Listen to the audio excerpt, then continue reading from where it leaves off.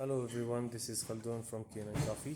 Today we're going to test this beautiful rocket Appartamento espresso machine. It comes to us with a short in a power switch. It was wherever you plug it in, it trips the breaker right away.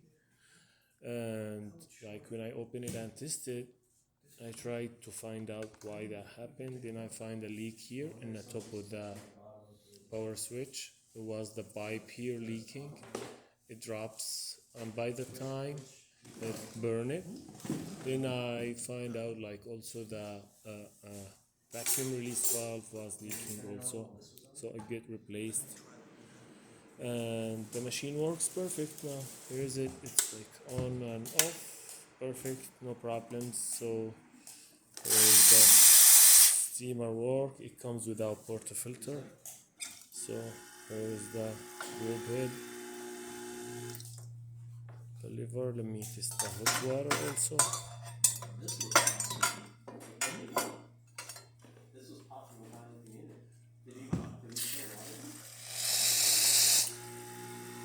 So yeah, the machine functioning perfect now.